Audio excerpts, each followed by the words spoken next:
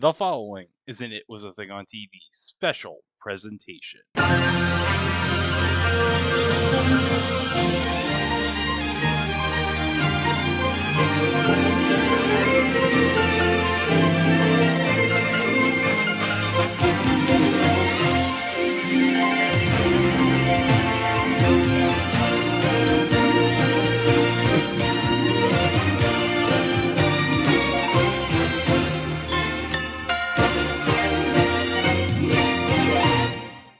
Well, everybody, welcome to a very special presentation of It Was a Thing on TV Presents with me, Greg, with Mike and Chico for this special edition.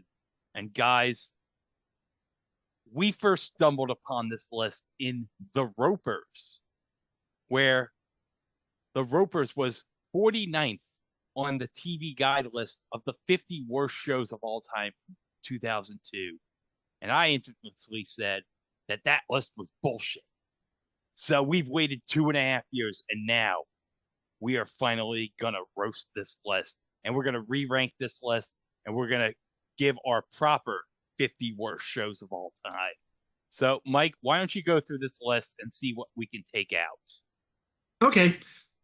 So we're going to go from 1 down to 50. So 1 is the worst show of all time, all the way down to the 50th worst show of all time. Number 1 is The Jerry Springer Show. I think we can move it. It's definitely not number 1.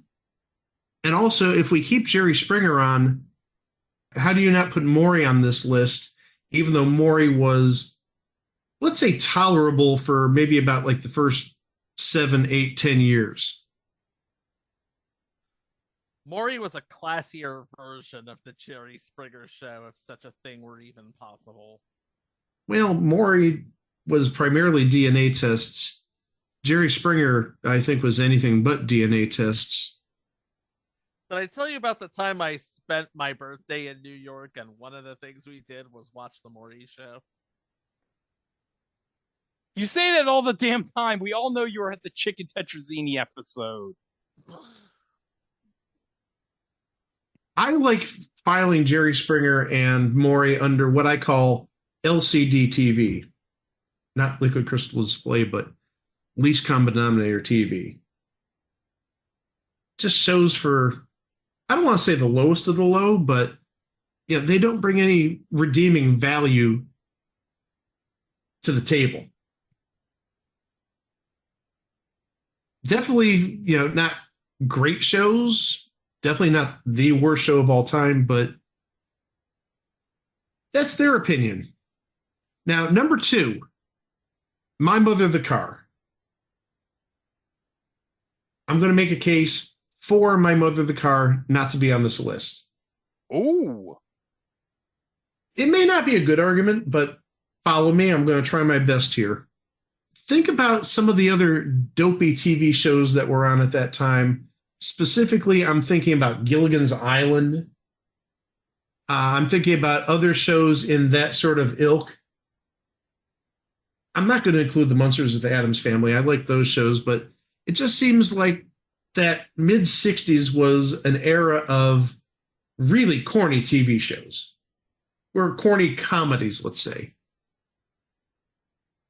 I've seen little bits and pieces of My Mother the Car. Yeah, it's not great, but I'll also admit I don't like Gilligan's Island. I don't like those corny Sherwood Schwartz TV shows where it's just like general goofiness. But I like goofiness, so. Well, I mean, there's good comedy and there's just like dopey comedy. And I've never liked stuff like Gilligan's Island. And really, the Brady Bunch has never done anything for me either. Okay, we can definitely take this off the list with number 3, the XFL. Oh, absolutely. Given what we've seen since this list came out, the XFL definitely does not deserve to be up here. I think, given the time of this list, that was one of the big failures on television at that time, about a year earlier. So maybe there's a little bit of, let's say, recency bias. Well, as recent as you can get for being from 2002. but I'm saying it's fresh in people's minds, and yeah, in retrospect, it's not bad. In 2001, it was like the glutton for punishment. Oh, this is so bad, and the ratings weren't that good, and NBC invested all this money, whatever else. Maybe time has made us feel a little kinder towards it, but also, again, the most recent iterations of XFL were actually very good. Now, for the Brady Bunch Variety Hour, Yeah, we can definitely put this on there just for fake Jan. I think you have justified our decision right there, just because of fake Jan. Number 5, though, I think we can take off. And what we're going to take off is Hogan's Heroes. Yes, you have that Nazi undertone. Maybe today, in the age of more politically correctness and whatnot, and I could see this maybe being on the list, not necessarily this high, but Hogan's Heroes, even now, almost 60 years later, airs at least once a night on MeTV. So it can't be that bad. Now, number 6, celebrity boxing. Maybe you can make a case. Again, something you attribute to recency bias because, look, it was a special in 2002, and you had Ron Palillo beating the ever-loving tar out of Screech because you could. And it was Fox, and they will make anything into celebrity garbage. Can I take it a step further by saying that maybe this brought about just the crappy reality shows that we've seen the last 20, 22, 24 years? Maybe it's not the first, but again, possibly due to recency bias, but it's maybe the best known, just because, like you said, you had like C-list celebrities, if even that, beating the tar out of each other. And wasn't there a boxing match? Maybe not this, but didn't Manute Bol do something like this Oh, yeah, he fought William Perry. in another installment of Celebrity Boxing? Yes, There was another installment of celebrity boxing. there was 2. One was enough. Well, again, Manute Bol versus Refrigerator Perry. 7'7" stickman against probably 400 pounds of legendary Chicago Bears muscle from the Super Bowl back, about 17, 18 years prior. Number 7, After MASH. Yeah, you can definitely keep that. Maybe not this high, though. No. Yeah. But also, it was essentially like the sequel to MASH, and they always say the sequel is not as good as the original, or generally isn't. I think maybe there's not necessarily bias there, but I think that is a factor into why it's on the list. So maybe not 7, maybe we drop it down a number of places, because there's definitely shows on this list that are a lot worse than After MASH. You can also make a case for number 8, Top Rock. I think we mentioned it when we covered Cop Rock. It was very experimental, and that experiment didn't work. I think they really tried. It's just American audience is not buying singing and dancing police officers and judges and all that stuff. Even though we did get that great song, He's Guilty. It was a very entertaining show. We're not going to lie. Again, just very experimental. Just audiences just didn't care for it. Number 9, You're in the Picture. This should be higher. Yes, it should. It's not often that you see a show last for 3 episodes. The first episode was the actual episode. The second episode was a half an hour long apology for the first episode. And the third episode, well, God only knows what that was. There were 3 episodes? I thought there were just the 2. Well, the third one was made to fulfill the standards in the contract. Number 10 is Hee Haw Honeys. I think it's justified to be on here, but again, maybe not 10. Number 11, yeah. The Secret Diary of Desmond Pfeiffer. Or Desmond Pfeiffer, as Clerks the Animated Series said. But also, what else did Clerks do with the Secret Diary of Desmond Pfeiffer? They had their own, was it fast food place or something? Yeah, Desmond Pfeiffer's Civil War burgers. You could not make that show in 2024. And that's all we're going to say about that show. It definitely belongs on the list. And dare I say, maybe even higher than 11. Now, 12, I'm putting my foot down here. Hello, Larry does not deserve to be at 12. And truly, again, I think maybe you can make a case for it not be on the list at all. I think Hello, Larry is the scapegoat for how crappy NBC was in 1979 and 1980. Is it a great show? No. Not great. But I think maybe if it had like a different time spot or maybe a little bit of different casting, I think it may have lasted maybe another year. Plus, also, I'm sorry, McLean Stevenson deserves better. After the McLean Stevenson show, absolutely. You could put the McLean Stevenson show legitimately on the list, not Hello Larry. I agree with that. Absolutely. Number 13, the original 21. Is this here because of the rigging? Or again, is this maybe a case of recency bias in terms of the 2000 version? It's there because of rigging. And I'll tell you something. It wasn't the first show to rig an outcome. It was just the well known because of that little movie in 1994. So we take 21 off. I'm not saying it doesn't belong there. I'm just saying it's a show that's indicative of time, like Hello Larry was. So, okay, I'm taking it off. So, Okay.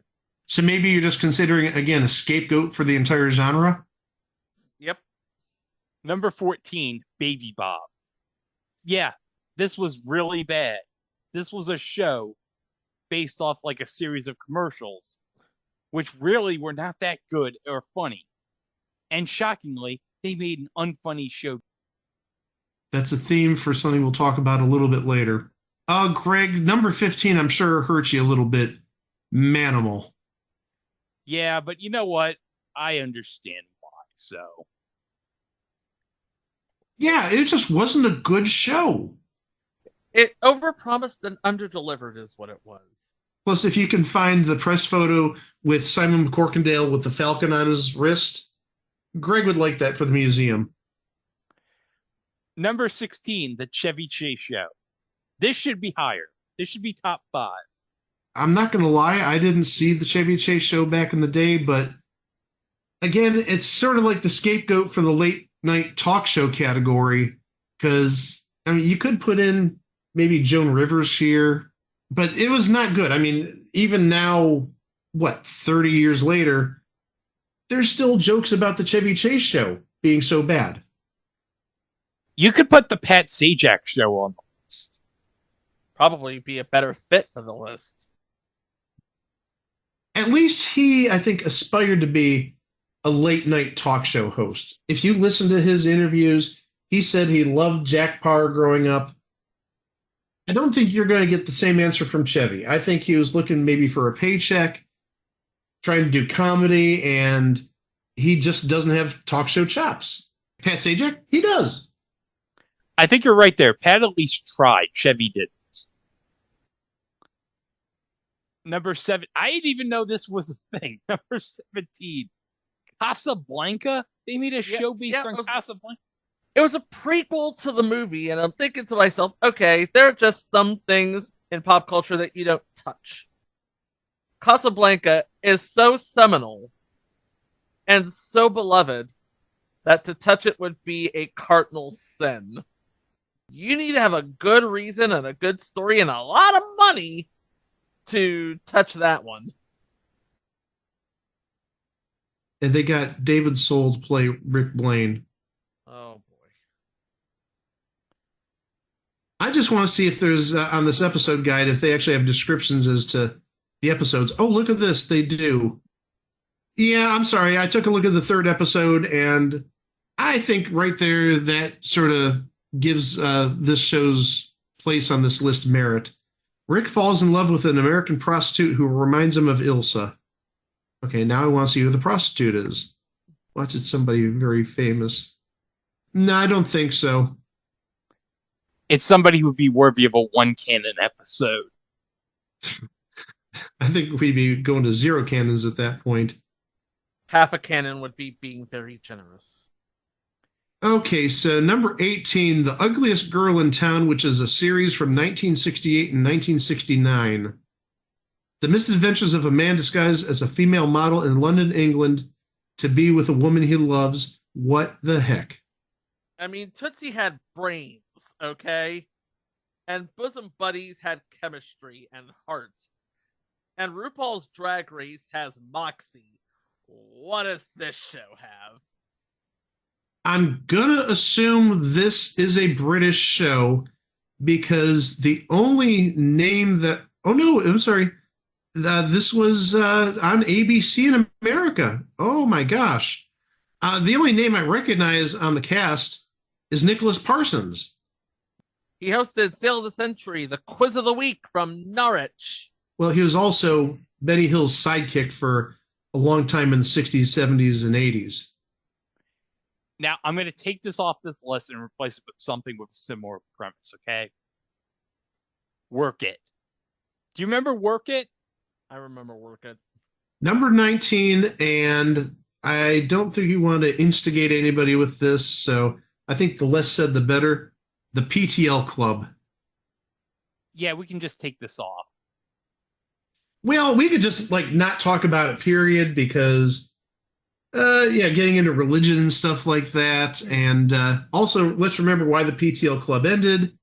Partially because Tammy Faye Baker was using the money to get her dog an air-conditioned doghouse. True story, look it up. Not the Good Girl has a really good YouTube video about it. At number 20, we have The Phyllis Diller Show. The alternate title for this show is The Pruitts of Southampton. Whatever that is. Well, it says here in the description, follows the Pruitt family who live like royalty in a huge mansion. The only slight problem, they are flat broke and live off the state. Now, I'm going to assume this is set in Southampton, New York, which is BS because I've never seen a big mansion anywhere in Southampton like Phyllis Diller lives in. Yeah, they live in Long Island. All right, 21. Again, is this necessarily bad for as long as it ran? Baywatch. Nope. Nope. That goes off the list. That's a show with a following. And you don't get a following for not doing what Baywatch did. Jerry Springer had a following, just saying. Okay, 22, we can keep Powers of Matthew Star, and we could probably rate much higher. You damn right we are. It's going way up. Number 23, Sammy and Company. This is what, Sammy Davis Jr.'s variety show? Variety / talk show, yes. I don't know if there's any of it out there, so yeah, we can't judge it if there's no video. All right, so let's delete it. One of the Boys, number 24. Mickey Rooney moving in with his college-age grandkids. One of whom is Dana Carvey. Oh. Again, I don't know if there's any of that content out there, but I know this did not last very long, and also it did not get critical acclaim. So I think maybe it's justified, but again, without the video evidence, it's tough to say. But I think we'll keep it on there because I've heard it was not good. Oh, speaking of not good, 25. Who wants to marry a multimillionaire? That aged incredibly poorly. I think it aged badly when it first aired. I mean, this is literally like a gold digger story. I'm not wrong. You know, Darva Conger, she wanted the money. in the end, I believe she got what she deserved. Life with Lucy, number 26. Yep. Again, maybe a skosh lower, but definitely deserving. Yeah, I mean, this was Lucy scripted to do the sort of thing that she was not able to do anymore. 27, this should be higher. Turn on. We've talked about it, and the second episode, which went unaired, has made its way to YouTube, and supposedly there's a third episode out there, not on YouTube. I get what it was trying to do. It was trying to be sort of like Laughing, but from the brain of a computer. The whole show is absolutely bizarre, not funny, and I don't even think we mentioned this when we originally talked about Turn On. The credits aired throughout the course of the episode, so you didn't have like the producer credit and the director credit and the starring credit at the start of the show or the end of the show. It happened almost in random intervals during the show. So you could be like 17 minutes into the show and there's produced by George Slatter. Where the heck did this come from? Just very bizarre. It definitely deserves to be higher. Oh, 28. Oh, That deserves to be higher. Super Train, that was a literal train wreck. but again, I think that's the defining show as to how bad NBC was in 1979. Well, yeah, I mean, literally, it almost bankrupted NBC. But you got to give them credit. All the star power, and spoiler, we're going to talk about this in episode 500. Yeah, they tried. They tried doing Love Boat, but it just didn't work. Now, 29. I think we could definitely remove this off the list. I get why it's here. Howard Stern on TV, because if you remember back in the 90s and 2000s, CBS on Saturday nights and E throughout the week used to air Howard Stern. I get why it's there, but I think maybe recency bias a little bit. But also, I think now that we've seen Howard do his thing for seemingly, about 40 years at this point, I think we know what we're getting when we get to a Howard Stern show. It's going to be him talking kind of raunchy to celebrities, to porn stars, doing different goofy things about, their sex lives or whatever. Maybe it just caught people off guard in like the late 90s. Also, I think America's Got Talent really helped rehabilitate his reputation with a lot of people. Very good point there. Okay, I don't agree with number 30. I'm sorry. Unhappily Ever After. No, I love this show. I guess its only sin, if you want to call it that, is that it wasn't Married with Children. And that's what it was billed as, the WB's answer to Married with Children. With a stuffed rabbit. Voiced by Bobcat Goldthwait. Number 31, Space Hoop D. That's what we're going to just call it from now on. Not Homeboys in Outer Space, Space Hoopty. Yeah, we got to keep this on there. Yes, we're going to keep it on here. Higher or lower, though? Lower. Higher. Okay. I'm just wondering, how high would you put it up and how low would you take it down? Just outside the top 10. I would put this from like 31 maybe to like 40. Okay, I am actually in agreement with Greg. I would drop it down a few notches. Definitely doesn't deserve to be at 10, but it deserves to be here, just not at 31. Oh, this one I think we can move up for sure. Even though I think only one episode aired, Co-ed Fever. So bad that it only lasted the preview episode.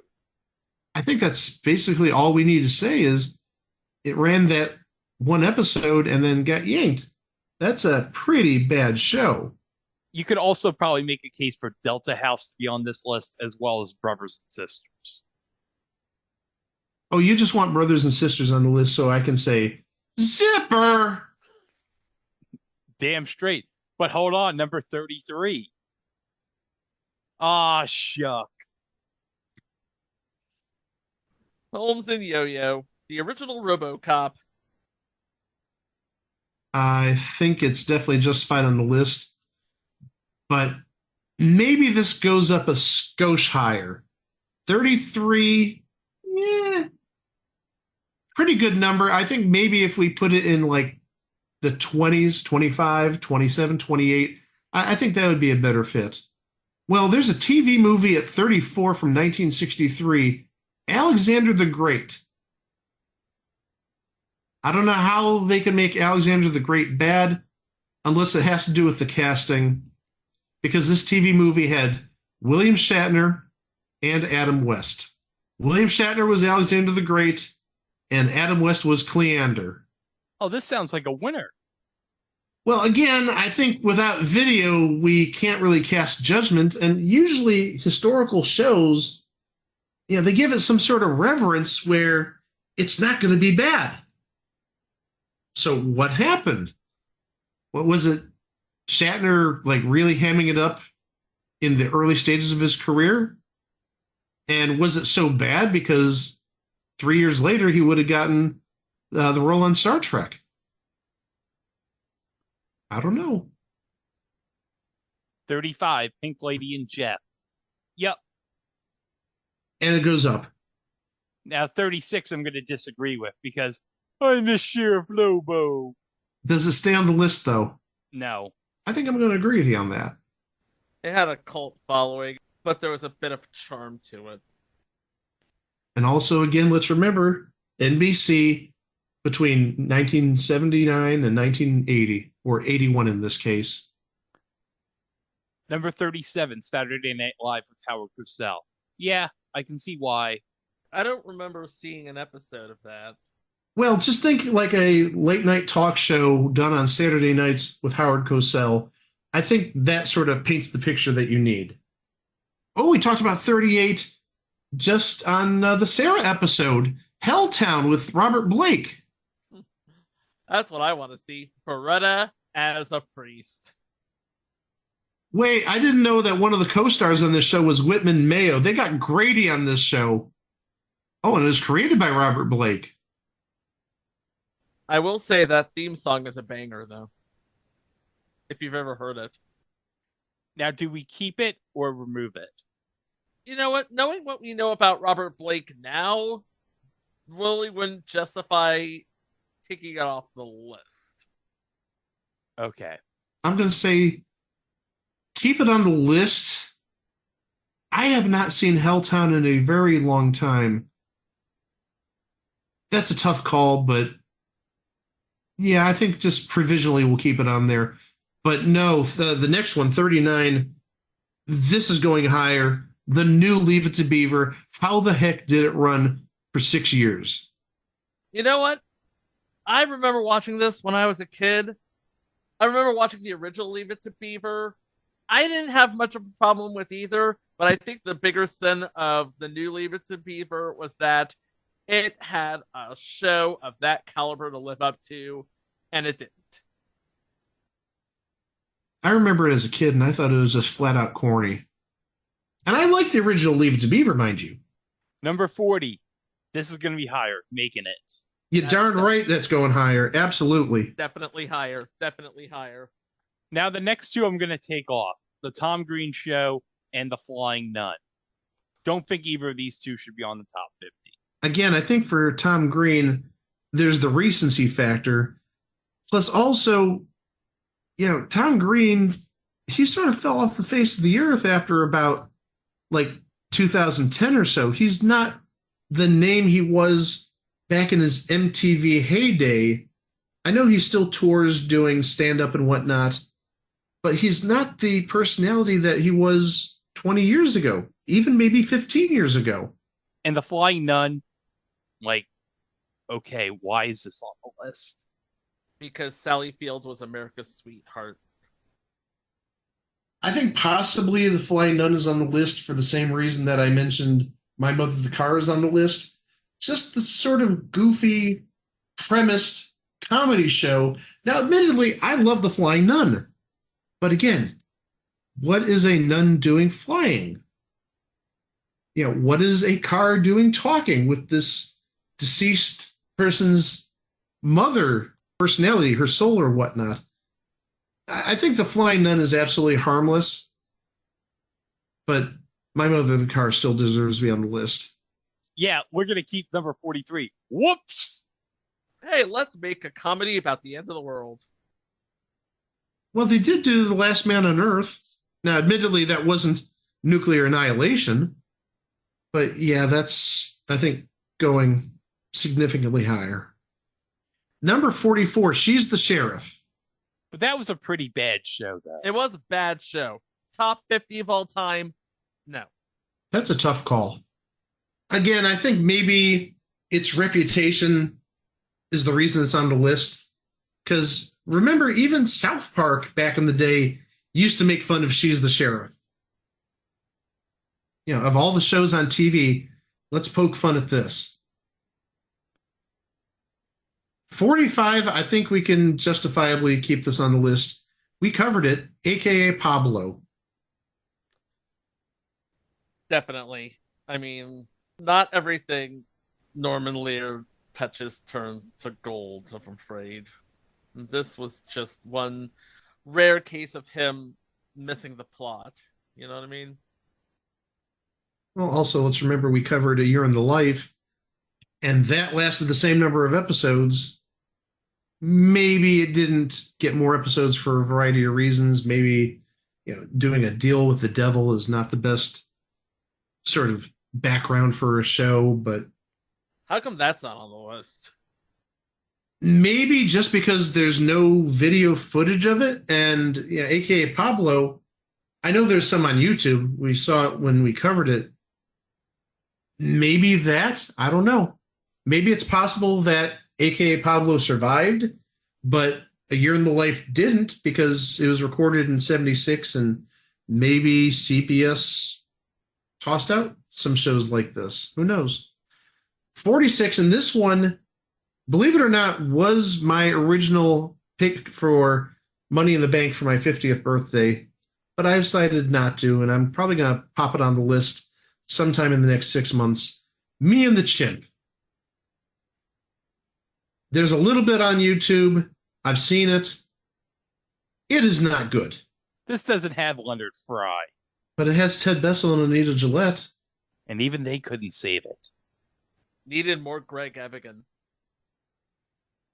Well, like I said, it's on YouTube a little bit, not the entire series. I think there's like 2 episodes up there. And I saw one a while ago, a number of months ago, and it is not good. 47, Rango. We're not talking about the animated movie from like 15 years ago, not that Rango. It actually looks like a comedy. The Adventures of Rango, a bubbling Texas Ranger stationed at Deep Wells Ranger Station in the late 19th century, and his sidekick, the cowardly Indian scout Pink Cloud. Right there, I don't like it. Oh, but playing Rango, the lead, is Tim Conway. And in 3 episodes, I see a name Agent. I don't know if there's an agent's name, but playing the agent, Agent, Doc, and Preacher. So he played 3 different roles. Ernie Anderson. And let's remember, Tim Conway and Ernie Anderson, they go back to the early 60s here in Cleveland, where they were like the late night TV duo for your Friday scary movies and whatnot, your after news movie. 48. Okay, we're getting near the end. Bless This House.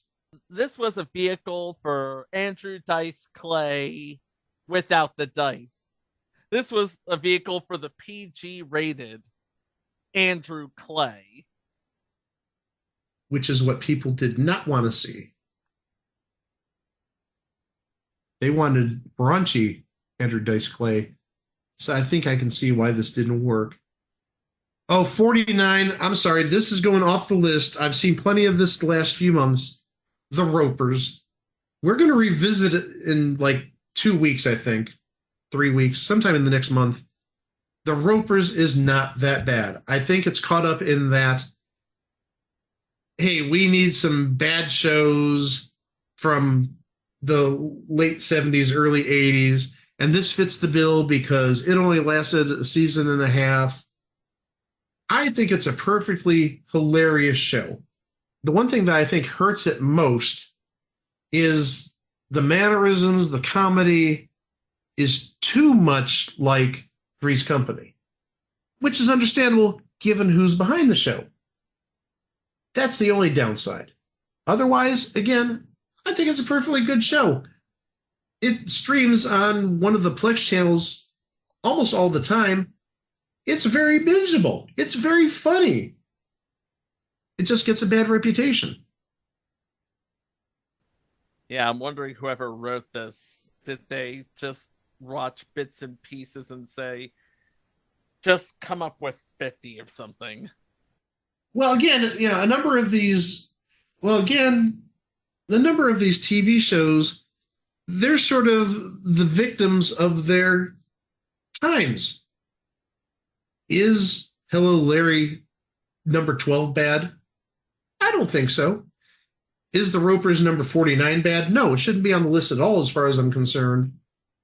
Is Super Train necessarily as bad as 28? Potentially, but again, I think they're just sort of, I don't want to say going for tropes, but they're sort of going for the obvious answer. Okay, what show from the 70s sucked? Oh, well, we got Super Train, we've got Hello Larry. Let's pick on those. I think the Ropers falls in that category. Low hanging fruit. I think you used that phrase earlier, Chico. The last but not least, and this may evoke some emotions if you're of a certain age, Barney and Friends. Well, again, I think if you're born between 19, let's say 87 and 2004, 2005, you may have like an attachment to the show because Barney may have been like one of the first characters you saw on TV. You saw this goofy, bumbling, but absolutely adorable, good at heart dinosaur. Yes, adults don't care for it. Yes, the I Love You song gets grating after the first dozen or two playings. But I think there's some sentimental value in this show to a certain generation. I agree. And also, it made Selena Gomez's career in the same way Wings made Tony Shalhoub's career. Hey, we didn't even know that about Selena Gomez till this episode. Oh, this isn't a numbered episode, so we can't go to the time that we said, hey, Selena Gomez's career was made like Tony Shalhoub's career. It isn't episode 300. It's episode 498.5 or something like that. Never mind. Okay, so that is the list. So let's see how many shows we took off. 4, 5, 6, 7, 8, 9, 10, 11, 12, 13, 14. It's 14 because I inserted work it into the list. So let's come up with 14 shows. Cavemen. I was just about to say, Blind Justice. Why don't we put Blind Justice on the list? Whitney. Emerald. Okay. Oh, Emerald. That's a good call. And talking about recency bias, how'd that not make the list? All right, so we got Whitney, Emerald. Oh, Animal Practice. We got to put that on the list. You mean Monkey Hospital? According to Seth MacFarlane as Ryan Lochte, that's the title. Monkey Hospital. Delta House we could put on, so. And you said Brothers and Sisters, yeah. Brothers and Sisters, 1979. That there. How would you feel about putting something like Maya and Marty on the list? Because that was supposed to like revitalize the variety genre, and that fell flat on its face. I don't know. That's a tough call, Chico. It's your call. Oh gosh, you want to talk about recency bias? Yeah. Well, it's been 10 years or so, so it's not that recent. Okay, that can go on the list. Okay. You know what could go on the list? I'm surprised neither of you said it. Viva Laughlin. Yeah, I got one show. New Monkeys. That was bad. Now I'm gonna make a case for one show, okay? Women in Prison. But not for the theme song. Not for the theme song, no. Just early Fox. You know, there's so many shows from early Fox that we could put on the list just because they kept on throwing up dogs at that point. We could put Second Chance 1987 Boys Will Be Boys. Now, this show came out a little after this list. The Swan. Oh, yeah, that got a lot of criticism. I think that's a good addition. Now we got two spots. Now I know what one spot's going to be. Turnabout. Okay, I like that. I was going to throw out that maybe that falls in that same category of 1979 NBC shows. Let's just pile on. But no, that's a very good call because it was not a good show. So we got one spot remaining. How about we do this? We've put in 49 shows. How about we let our listeners give us ideas about what the 50th show should be? Huh. That's a capital idea, Mike. Capital. So on our social media accounts, please let us know what you think deserves to be on this top 50 worst shows of all time list that we haven't covered, that TV Guide didn't have on its original list. Let's hear what you have to say. And sometime, maybe in the next 2 to 3 weeks, we'll give the results and maybe we'll judge them and determine what should be the 50th show on the list. And then we'll reorganize this list and give a proper top 50. Yeah. Screw you, TV Guide. Double deuce right here, baby. Sorry, Matt Roush. I love you, but still. So I think that's going to wrap it up. Well, when we have the 50th, we'll reorganize this list because we haven't really properly moved up stuff. Because obviously, as we mentioned, You're in the Picture definitely has to be higher. Turn On has to be higher. Co-ed Fever's got to be higher. Making It definitely has to be higher. So we can just go through this. But yeah, come up with that 50th show, guys, and then we'll come back and we'll reorganize this list. And it'll be right here at It Was a Thing on TV. Thanks for listening to this special episode, and we'll see you with soon to be episode 500. Oh my God, we're gonna make it. Oh, I can't believe it. If you had told me 5 years ago we were gonna be at 500 episodes, I would have said, "Dear God, please don't say that. If we make 50, that would be good enough." And you know what I would have said? My God, I hope not. Well, you'll be seeing them more right here. It Was a Thing on TV for $4.99 500. Thanks for listening, everybody, and we'll see you with those 2 episodes coming up later next week or this week because I'm releasing this on Sunday. So, by the way, $4.99 is coming on Tuesday. And you know what? For this special case, Chico, you can do the roar instead of me. Roar! Manimal. Does it deserve to be on the list? No. Maybe it does. I don't know. Okay, you call it Manimal. I call it number 15 on this outdated list. Will it go higher or lower? Stay tuned. You'll find out in probably about a month or so.